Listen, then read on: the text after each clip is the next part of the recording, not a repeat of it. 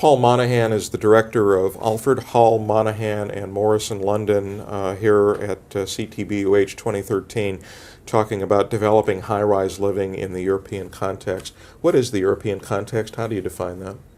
Over the last 20 years, there's been a boom in housing. It first started in the mid-90s, I think, both in Europe and in Britain.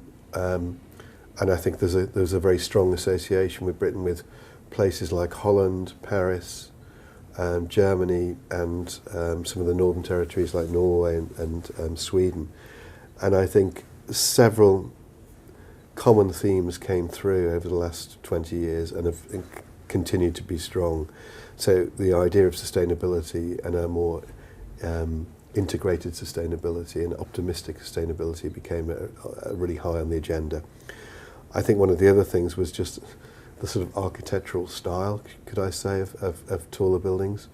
And I think because in Europe, what you find is teachers at the universities, someone can teach UCL in London and teach in Berlin and teach in Zurich. And there's a lot of international teachers who move around Europe. So what you get is a lot of students who are learning from not necessarily just their local centre. So if you're in London, you learn about Amsterdam. If you're in Amsterdam, you learn about London, and you learn about Berlin.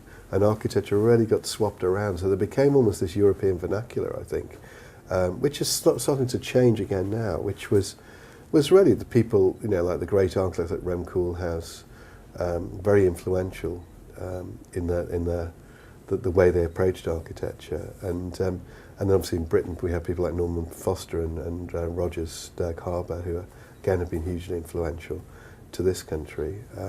So I think I would say it's those countries, those northern European countries, which have been the primary place where I think taller buildings have been important. Spain, again, when it had its boom, had some very key tall buildings which were very influential, but yeah.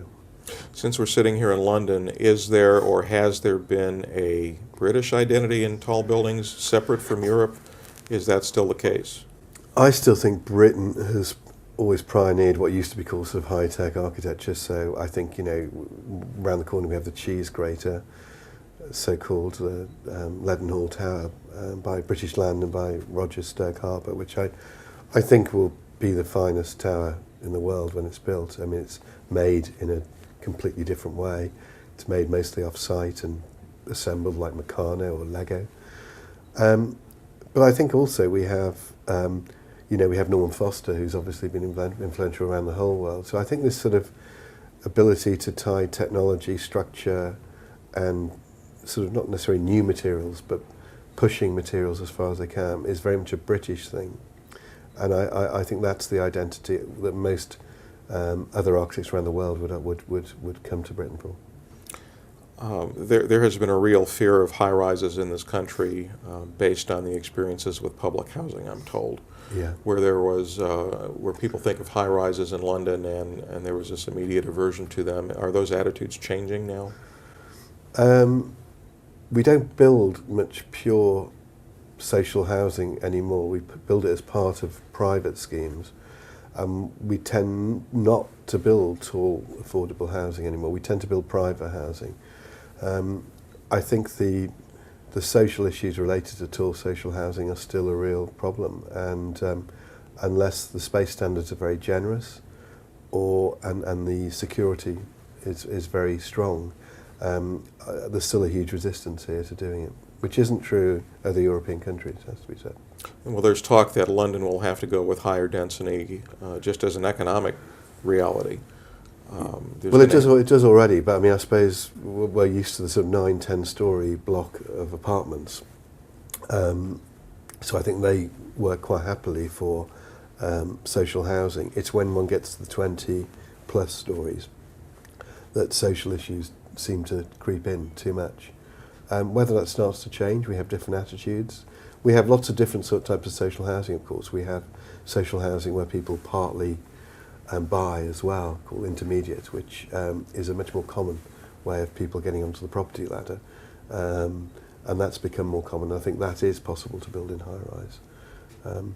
High-rise can be difficult in private housing as well. We built a tower in Liverpool where we have, at the very top, we have a penthouse that's for a millionaire. At the bottom, we have people who bought flats for renting, so it's got students in. In the middle, we've got quite affluent soap stars, TV. There's a TV floor for young actors who have lots of money. See, those three types of people leave quite troublesome behaviour sometimes for people in the apartments who are sort of perhaps not in that zone. So I think there's trouble with private apartments and high-rise living as well. Well, one of the questions that's being asked here is whether it is feasible to put a wide spectrum of, if it's feasible to put public housing in the same high-rise where you might have luxury flats. Not in my experience, because, and that's that obviously the private developers don't want that, but also the affordable residential providers never want that either. And what tends to happen is the service charge becomes too expensive for the affordable housing, so it never happens in the UK, as far as I know. Do you think that a mega tall, something over 600 meters, will ever occur in Europe or in London? Yes, I didn't used to think so, but since the Shard has been built,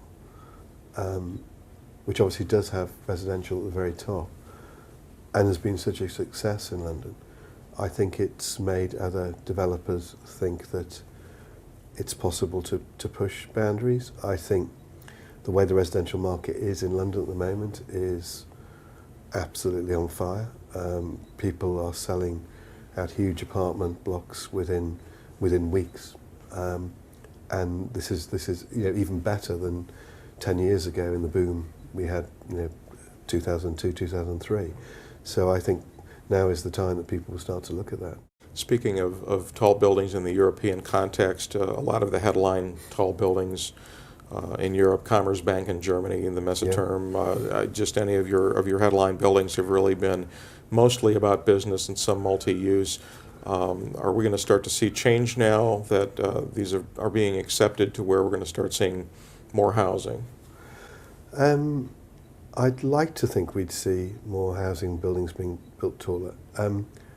As I mentioned earlier, the economics of it, higher value areas can work really well. There's some great Roger Stoke Harbour buildings. There's ones near the Tate Modern called Neo Bankside. There's other ones near where the new American Embassy is going to be in Nine Elms. These again are tall residential buildings. Floor-to-ceiling glazing, very contemporary designs, selling for the highest values in London. Other developers are going to see that and say, actually, we want more of that too. And we'll conclude with a thought about the Shard, which a lot of people thought they would never see a building of that height in London. What inspires you about that building and what concerns you? Nothing really concerns me about it. I think it was at first, when I first saw it, I thought it was a one-liner, and but knowing Renzo Piano, I knew it would be a good one-liner, but actually it's much more than that, I have to say. It's I don't think any of us imagined the effect the layering of the glazing and the detail of the glazing would have when you see it from different parts of London. So occasionally it completely disappears.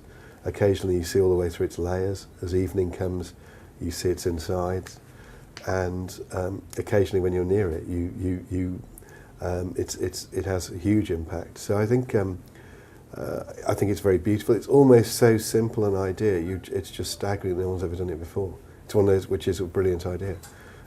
So I have nothing. I think it adds huge impact to South London. It puts South London on the map in terms of it being a key landmark. So I think it's an amazing building. Well, Paul Monahan is director of Alfred Hall Monaghan Morris here in London. Thank you for visiting us at London 2013. Thank you very much. It's been a pleasure.